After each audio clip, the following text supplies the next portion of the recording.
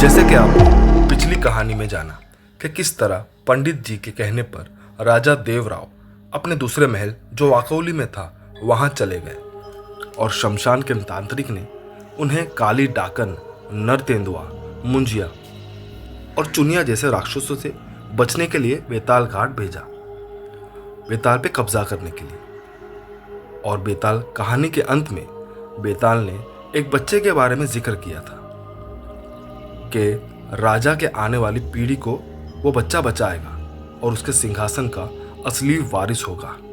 अब आगे की कहानी। जो बच्चा पैदा हुआ वो दापोली गांव में पैदा हुआ था, जहां राजा देवराव पहले रहा करते थे और रूपलता को जिंदा जलाया गया था।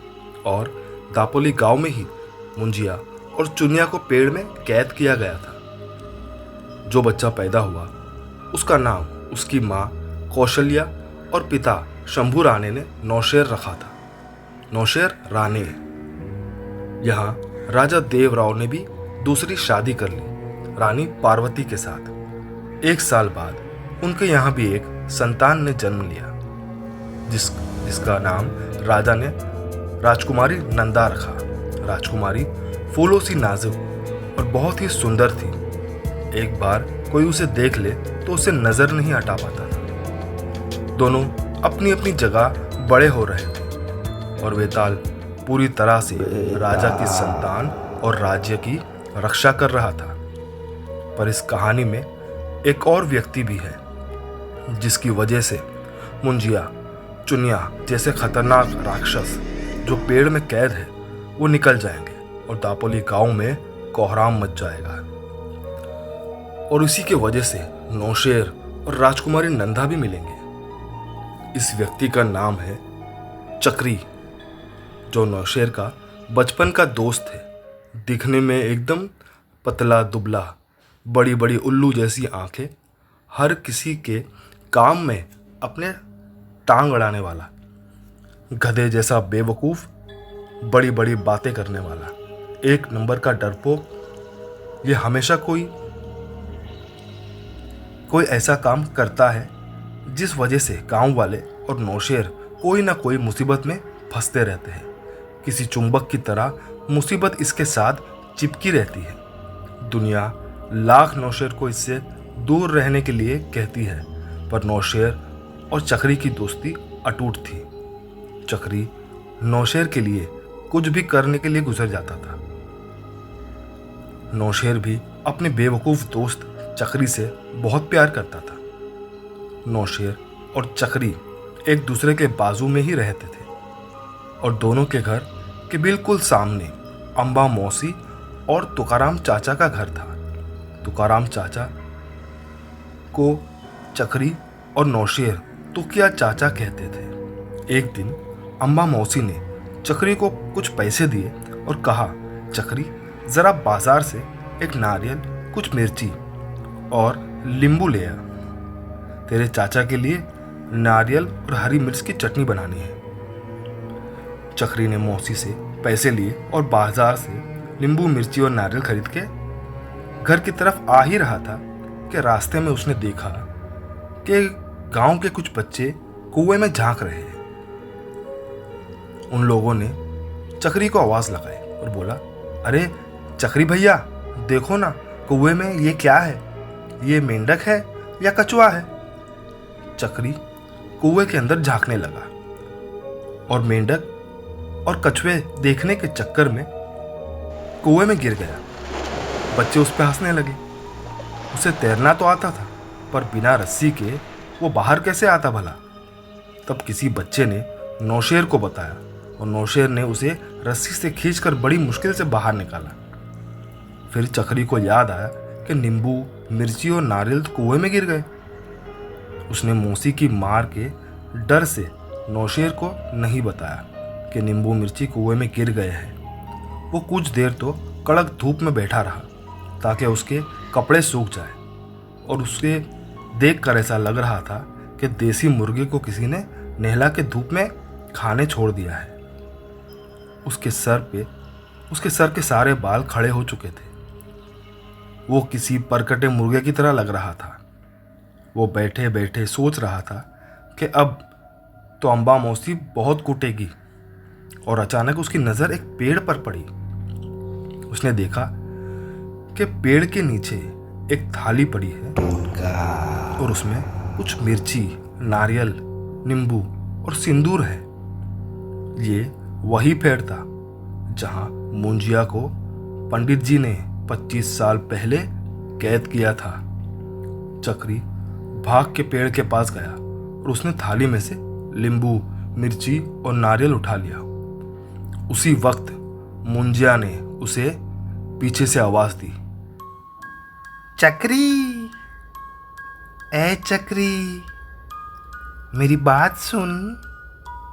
ये पेड़ पे बंधे धागे भी खोल दे जरा। चक्री ने सोचा, आवाज कहाँ से आ रही है। फिर उसे लगा शायद उसके कान बज रहे हैं। वो आगे जाने लगा। तभी मुंजिया ने गुस्से में उससे चिढ़ के कहा, ए गधे के दिमाग वाले चक्री, धागे खोल वरना तुझे बकरी बना के खा जाऊंगा। चक्री को यह सुन के गुस्सा आ गया और उसने कहा, अबे जा बे पागल पेड़, अगर मैंने ये धागे खोल दिए तो तू नंगा हो जाएगा। मुंजिया बस उसके ऊपर कूदने ही वाला था कि चक्री वहां से नींबू मिर्ची उठा के निकल गया और अम्बा मौसी को घर नींबू, नारियल और मिर्ची दे आया, जिसको किसी गांव वाले ने किसी की नज़र उतार के टोटका करके वहां पेड़ के नीचे रखा था। अम्बा मौसी बेचारी इस बात से बेखबर कि वो अपने पति तुकिया के लिए टोटके की मिर्ची और नारियल की चटनी बना रही है। रात में जब तुकिया चाचा घर आए तो अम्बा मौसी ने बड़े शौक से चाचा को चटनी खिलाई और दोनों सो गए, इस बात से बिल्कुल अनजान कि रात में तुकिया चाचा के साथ क्या होने वाला है। आधी रात हो चुकी थी, पूरा गांव सो रहा था कि अचानक गांव में एक आवाज गूंजने लगी, हाय हाय मेरा पेट, हाय मेरा पेट, उतार की चटनी खिलाती है मेरे को, उतार की चटनी खिलाती है मेरे को, तेरा पेट फाड़ दूंगा, पेट फाड़ दूंगा तेरा। सारे गांव वाले अम्बा मौसी के घर के पास जमा हो गए। अंदर से अम्बा मौसी की चीखने की आवाज आने लगी, अरे तू क्या, मेरे पेट से नीचे उतर, मेरा पेट छोड़, मैं तेरी पत्नी हूं। गांव वालों ने किसी तरह घर का दरवाजा तोड़ा तो उन्होंने देखा कि तुकिया चाचा अम्बा मौसी के ऊपर बैठे हैं और उसका पेट फाड़ने की कोशिश कर रहे हैं। जैसे ही गांव वाले अम्बा मौसी को बचाने भागे तो तुकिया चाचा अपनी बड़ी बड़ी आंखों की पुतलियां गोल गोल घुमाने लगे और गांव वालों की तरफ घुर्राते हुए बोलने लगे, सबका फाड़ दूंगा, सबका फाड़ दूंगा। तब गांव के एक बड़े बुजुर्ग और सनकी प्रताप आंग्रे उर्फ दादा आंग्रे, जिनकी इज्जत राजा देवराव और सारे गांव के लोग करते थे और उनके गुस्से से भी डरते थे। वो अपने ज़माने के बहुत बड़े शिकारी थे। उन्होंने अपनी पुरानी ज़माने की जंग खाई हुई राइफल दिखाते हुए अपनी लड़खड़ाती आवाज़ में पूछा, ए तो क्या पागल हो गया है, क्या फाड़ देगा रे? तो क्या चाचा ने कहा, चुप कर बुढ़े, तेरा भी फाड़ दूंगा।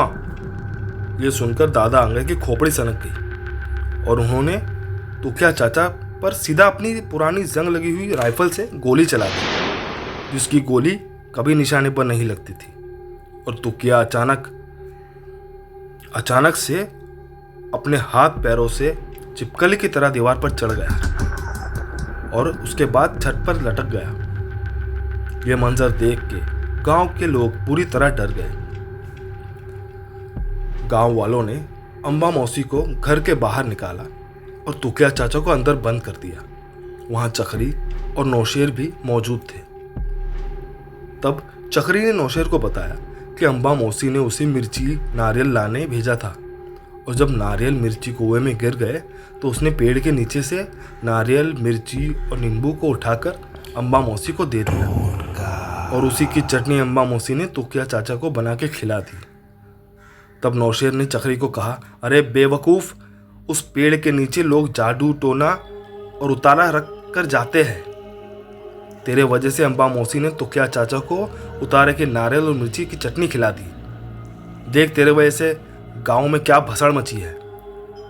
अब चक्री बोलने लगा, अरे भाई अब क्या करेंगे भाई, भाई इस बार बचा ले। अगर गांव वालों को पता चल गया ना कि ये सब मेरे वजह से हुआ है तो तेरे भाई को ये लोग मार मार कर सुअर बना देंगे। तुझे कंकौली गांव की उस नीली छतरी वाली लड़की की कसम, बचा ले नौशेर। मेरे भाई अपना चाणक्य वाला दिमाग चला और बचा ले मुझे। नौशेर ने कहा, फिक्र मत कर, कुछ करता हूँ। तभी अचानक गांव में धुआं धुआं होने लगा और अचानक नौशेर और चक्री के सामने एक बूढ़ा आदमी आ गया जिसने शरीर पर कुछ भी नहीं पहना था। उसके लंबे लंबे सफ़ेद बाल, लाल लाल आंखें, लंबे लंबे नाखून, जिसको देखकर दोनों डर से कपकपा गए। दोनों वहां से भागने ही जा रहे थे कि उनके पैर जैसे जमीन में गड़ गए। वो अपने पैर हिला भी नहीं पा रहे थे। डर के मारे चक्री कहने लगा, हमको माफ कर दो नंगे बाबा, हमको माफ कर दो नंगे बाबा, हमसे गलती हो गई। उस बूढ़े ने जोर से चीख के कहा, चुप कर गधे की बुद्धि वाले प्राणी, मैं इससे मिलने आया हूं। तू ही है ना नौशेर रानी? नौशेर ने डरते डरते कहा, हाँ मैं ही। क्या चाहते हो तुम? चक्री धीरे से कहने लगा, भाई लगता है तेरा ही खून पिएगा ये नंगा पिशाच। दांत तो देख इसके, कितने लंबे लंबे और नोकीले हैं। फिर बूढ़े ने नौशेर से कहा, तू एक साधारण आदमी नहीं, जल्द ही तू बहुत बड़े बड़े काम करेगा। नीली छतरी वाली लड़की कोई और नहीं, तेरी पत्नी बनेगी। वो राजा देवराव की बेटी है, राजकुमारी नंदा। जल्द ही मुनिया और चुनिया पेड़ से भी आजाद हो जाएंगे और इस गांव में कोहराम मचाएंगे। इस गांव पे राक्षसों का कब्जा होगा। काली डाकन और नर तेंदुआ का आतंक दोनों गांव में होगा। तुझे उस लड़की को काली डाकन, नर तेंदुआ, मुंजिया और चुनिया जैसे राक्षसों से बचाना होगा। तो जल्द ही तू राजा देवराव के सिंहासन पर बैठेगा, इंसाफ करेगा, बिल्कुल उस फारस के राजा की तरह जिसके नाम पर तेरा नाम रखा गया है, नौशेरवा। नौशेर ने उस बूढ़े को घबराते हुए पूछा, मैं भला ये सब कैसे करूँगा? और आपको ये सब कैसे पता?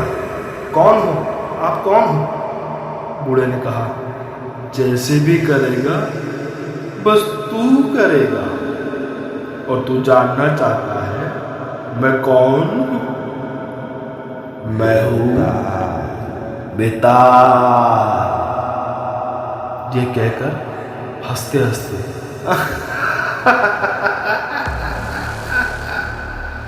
वो आसमान में गायब हो गया।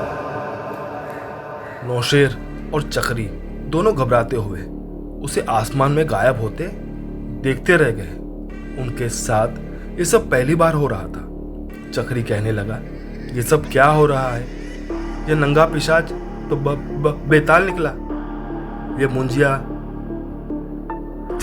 चुनिया, नर तेंदुआ और क्या बोला उसने, काली डाकन, ये सब कौन है? और तू कौन है भाई? तू कैसे लड़ेगा इन सब से? भाई आज से तेरी और मेरी दोस्ती खत्म। तू अपने रास्ते जा, मैं अपने रास्ते जाता हूँ। मुझे तो लगता है इन सब की तरह तू भी कोई पिशाच है। नौशेर कहने लगा, अबे मुझे क्या पता मैं कौन हूँ, अब तो दादा आंगरे से ही बात करनी होगी, वही सब बता सकते हैं। चक्री बोलने लगा, अरे वो संकी बुड्ढा जो अपनी सड़ी हुई बंदूक से किसी पे भी गोली चला देता है। ना बाबा, भाई मुझे माफ़ कर, मैं नहीं आऊँगा उसके पास। नौशेर ने कहा, साले तेरे वजह से ये सब हो रहा है, अगर तूने मेरा साथ नहीं दिया ना तो सबको बता दूंगा कि तूने टोटके वाला नारियल और मिर्ची अम्बा मौसी को दिया था, जिसकी वजह से तो क्या चाचा की यह हालत है। वो फाड़ दूंगा बन गए। सोच ले। चक्री बोला, ठीक है भाई, ठीक है, देख लिया तुझे भी, तेरी दोस्ती भी, यही तेरा प्यार साले गद्दार। नौशेर ने कहा, चल अब नाटक मत कर और मेरे साथ चल। दोनों अम्बा मौसी के घर पहुंचे तो लोगों ने कहा कि तुकिया तो छत तोड़कर कहीं भाग गया है। तभी नौशेर के कान में बेताल की आवाज़ आई और बेताल ने उससे कहा कि तुकिया मुंजिया के पेड़ के पास बैठा है, इसके पहले कि वो पेड़ के धागे खोल दे, मुंजिया को आज़ाद कर दे, जल्दी वहाँ जा और उसको उल्टी करवा। जैसे ही वो उल्टी करेगा टोटके का असर ख़त्म हो जाएगा। नौशेर ने गांव वालों को कहा कि तुकिया चाचा उस पेड़ के पास बैठे हैं जहां मुंजिया को कैद किया गया था। सारे गांव वालों को लेकर नौशेर वहां पहुंचा और किसी तरह गांव वालों ने तुकिया चाचा पर जाल डालकर उसे पकड़ लिया और किसी तरह उसको उल्टियाँ करवाई। जैसे ही उसने उल्टी की, उसके मुंह से कांच के टुकड़े, कीले, औरत के बाल और टाचने लगे हुए नींबू निकल रहे थे और तुकिया चाचा अपने होश में आ गए। पर किसी को ये नहीं पता था कि तब तक तुकिया ने पेड़ के धागे खोल दिए हैं। लोग तुकिया को घर ले ही जा रहे थे कि अचानक बंदर की तरह मुंजिया पेड़ से कूदकर गांव वालों के सामने आ गया।